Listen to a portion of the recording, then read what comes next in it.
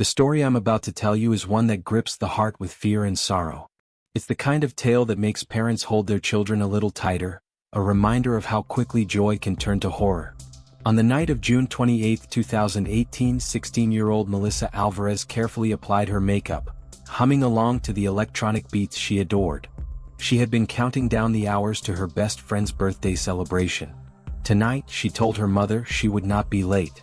Her mother smiled, reminding her to stay safe and promising to leave the door unlocked for her return. But that door would never open for Melissa again. She called for an Uber wearing light jeans, a short blouse, and her favorite white sneakers.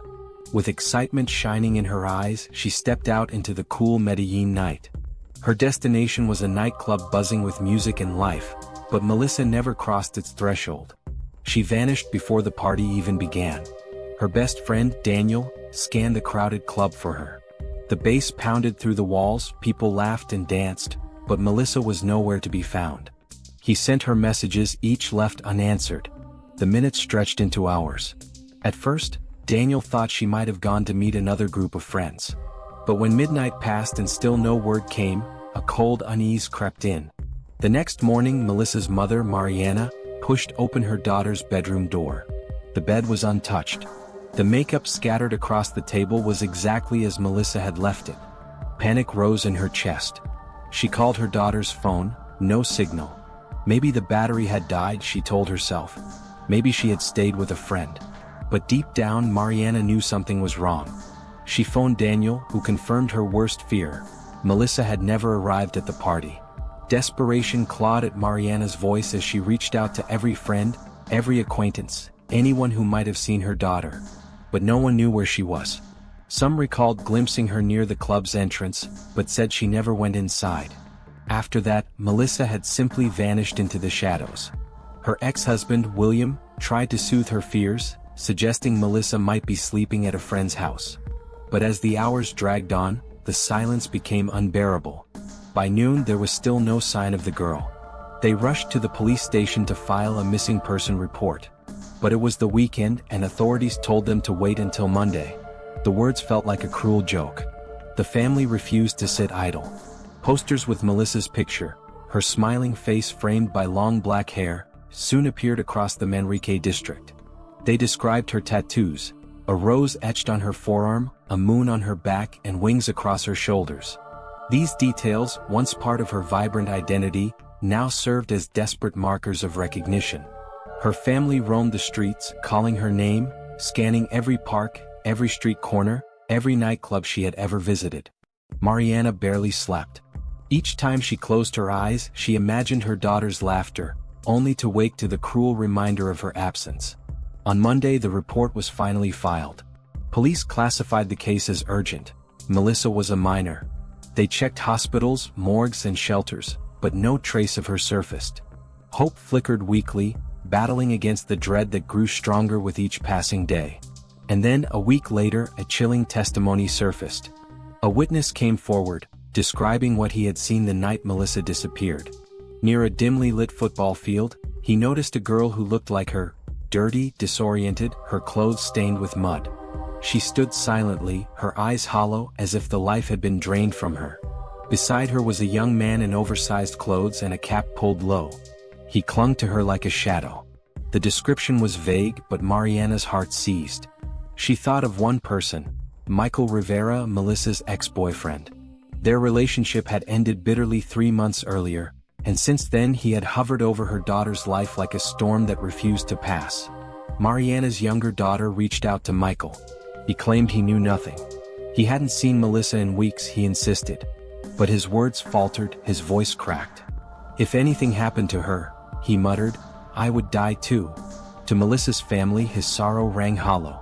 They remembered the fights, the bruises Melissa had tried to hide, the way Michael's temper could ignite like fire. And though no evidence yet tied him to her disappearance, suspicion began to coil around his name like a tightening noose. Mariana prayed harder than ever, torn between hope and despair. Somewhere out there, her daughter's fate was waiting to be uncovered.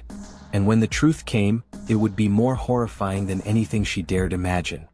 The days dragged like a slow march through hell. Each sunrise brought Mariana nothing but aching dread, and each night closed with unanswered prayers. Melissa's face stared back from every lamppost, every wall, her smile a cruel reminder of what had been stolen. The streets of Manrique whispered with speculation, but the truth remained elusive.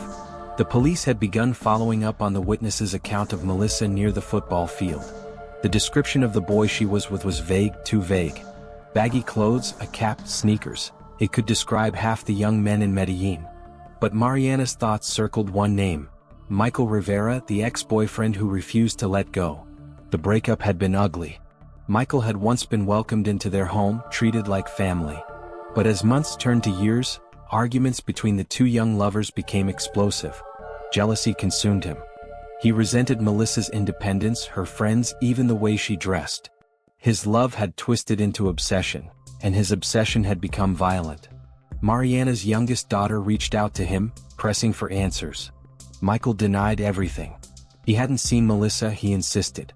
He barely left his house. Still, his words didn't sit right.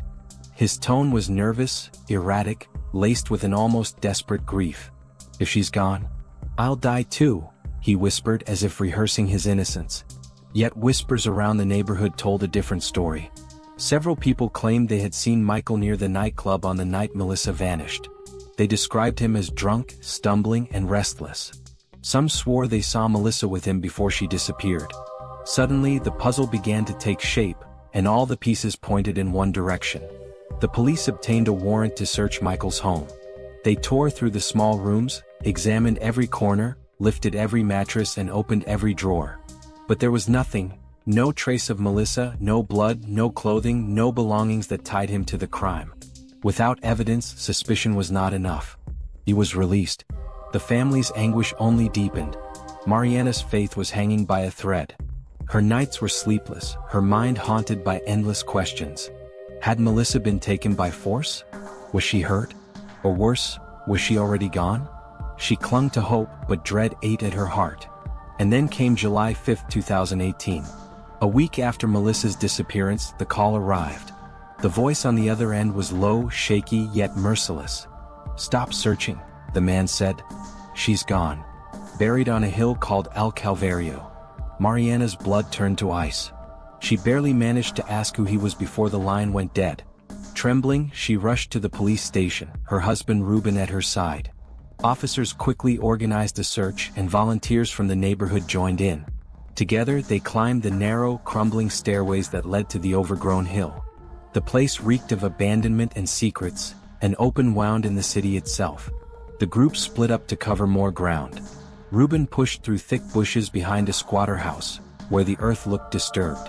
The ground bore heavy drag marks, the kind that told of something, or someone, being pulled across it. His heart pounded as he followed the trail. Then he saw it. A swarm of flies circling above a pile of rocks, the stench of death thick in the air. With a trembling hand, he lifted one of the stones. What lay beneath stole the breath from his lungs. A head. Human. Broken, battered, unrecognizable. For a moment, Ruben thought it couldn't be real, that his eyes were lying to him. But the truth stared back, cruel and undeniable. He staggered back, shouting for the officers. As more stones were cleared, the horror grew. It was a body, decomposed, disfigured, yet still carrying the unmistakable marks of Melissa's identity. Mariana collapsed when she arrived. Even in her state of decay, her daughter's tattoos told the truth. The rose on her arm, the inscription "Crazy Life" on her collarbone. Melissa was gone. Forensic experts confirmed it later that night. Melissa had been beaten savagely, her teeth knocked out, one eye destroyed. But the cause of death was suffocation, strangled by the hands of someone who once claimed to love her. To hide the crime, the killer had poured lime over her body, hoping to erase her existence as if she had never lived. The news spread like wildfire. The entire district recoiled in horror. Mothers held their daughters close, and whispers of vengeance filled the air. Who could have done this? The police eyed Ruben at first. After all, he was the one who had found the body. But neighbors rallied around him, defending his character. They knew Melissa had only one true enemy: Michael Rivera. And yet, Michael continued to play his role. He wept publicly, sent messages of sorrow to Melissa's family, and swore he would do anything to find her killer. But his words rang hollow. No one believed him anymore. To the people of Manrique, he was already guilty. All that remained was for justice to catch up. But justice, as Melissa's family would learn, was slow and twisted. And before truth came to light, the nightmare would grow darker still. The discovery of Melissa's body shattered what little hope remained. But the pain of loss was only the beginning. The hunt for her killer had just begun. The neighborhood seethed with anger. People gathered in small clusters, whispering about Michael Rivera. Everyone remembered how possessive he had been, how Melissa's laughter seemed to vanish when he appeared. Mothers warned their daughters about boys like him, boys whose love turned into chains. Yet Michael walked the streets, free, his crocodile tears convincing no one. The police called him in again. This time their questions cut sharper. Where had he been the night Melissa vanished? Why did so many people see him near the club, near the hill, near the very places tied to her last moments? Michael stammered, repeating the same words. I didn't do it. I loved her. I would never. But his voice cracked, betraying him. As investigators dug deeper, disturbing details emerged. Melissa's friends came forward with chilling stories. They described Michael waiting outside her school, following her to parties, calling her phone dozens of times a day. Once, when she tried to leave him, he had threatened to hurt himself if she walked away. Another time he showed up drunk, pounding on her family's door until neighbors intervened. Still, the police needed evidence, something more than testimony and suspicion. Forensics combed through Melissa's belongings, her phone records, her final steps. What they found chilled everyone. Her last text message was to a friend, "He's here. I don't feel safe." The timestamp was minutes before she disappeared. When confronted with this, Michael's mask began to slip. He grew agitated, snapping at detectives, demanding to leave. But anger was not proof. Without hard evidence, the law's hands were tied. Meanwhile, Mariana's grief turned into fire. She became relentless, attending every press conference, demanding answers from the authorities. The image of her daughter's broken body haunted her dreams, fueling a fury that would not rest until justice was served. But her persistence also made her a target. Strange calls began reaching the house, voices warning her to stay silent, to stop pressing the investigation. The threats were veiled but unmistakable. She was getting too close. Despite the fear, she refused to stop. Melissa deserved truth, and Mariana would not let her death be just another statistic in a city filled with ghosts. The investigation uncovered another chilling detail. Witnesses near the hill recalled seeing Michael dragging a large bag late at night, struggling with the weight. The description matched his clothes, his build, his restless gait. But the man was clever. He had cleaned his home thoroughly, wiped his phone, and destroyed anything that could tie him to the scene. Still, the cracks in his story were widening. One neighbor confessed they had heard violent screams coming from Melissa's house weeks before her death. Screams followed by pleading, then silence. Another said Michael once boasted in drunken rage that if he couldn't have Melissa, no one could. These words, though not evidence, painted a portrait of obsession turned deadly. The final blow came when a forensic analyst matched traces of lime, used to cover Melissa's body, to the same type found in Michael's backyard. It was not absolute proof, but it was enough to tip the scales. The police prepared to move in. But before they could act, Michael vanished. Days passed with no sign of him. His phone went dark, his home abandoned. Panic spread through the neighborhood. Was he hiding? Planning something worse? Or had someone helped him escape? The unanswered questions fueled paranoia, and Melissa's family felt trapped in a nightmare with no end. For Mariana, the fight was no longer just about justice. It was about survival. The killer was out there, free watching. And she knew in her bones, he was not done. Michael Rivera had vanished into the city's shadows. For weeks, authorities searched Medellin's winding streets, abandoned houses, and mountain trails.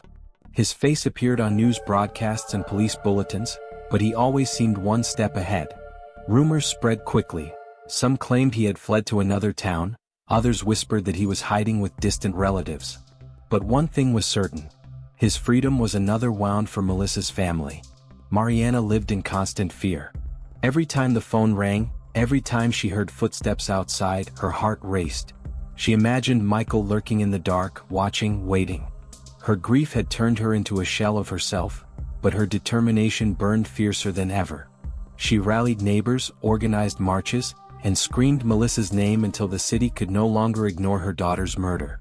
The pressure worked. Investigators intensified their hunt. Weeks later, Michael was spotted near a bus station, trying to slip away unnoticed. Officers swarmed, and for the first time, his arrogance crumbled. He was dragged into custody, his eyes wild, his body trembling. The boy who once declared eternal love for Melissa was now shackled and silent. Inside the interrogation room, the truth spilled slowly, like poison dripping from a broken bottle. Michael denied the crime at first, but the weight of the evidence pressed on him. Witness accounts, phone records, forensic analysis, all threads weaving into a noose around his neck. And then the cracks broke open. Melissa had met him that night near the football field. She had tried to leave, tried to walk away for good.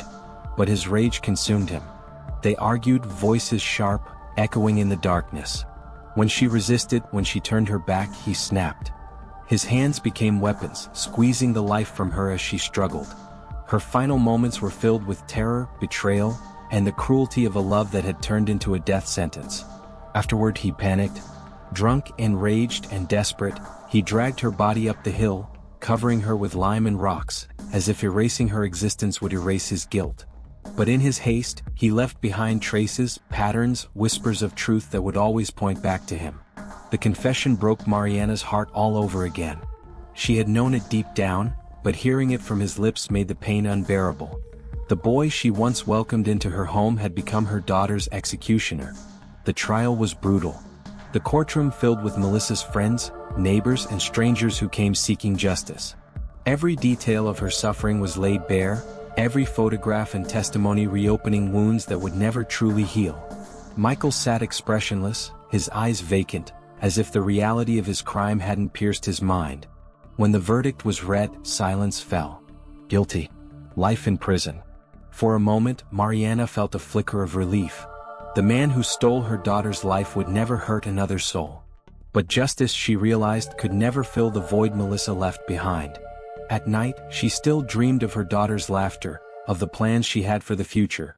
Dreams of travel, of love, of a life cut short. Her grave became a place of both sorrow and strength, a reminder that Melissa's voice, though silenced, had sparked a movement. In Manrique, her name became a rallying cry. Women marched with candles, demanding protection, demanding change. Melissa's story was no longer just her family's tragedy, it was the city's. A symbol of the darkness that thrived in silence, and the strength born when silence was broken. Mariana often stood among them, her eyes filled with both pain and fire.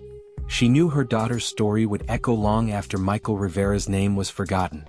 And though grief would always haunt her, she held on to one unshakable truth. Melissa's light had not been buried on that hill. It burned in every voice that refused to forget her.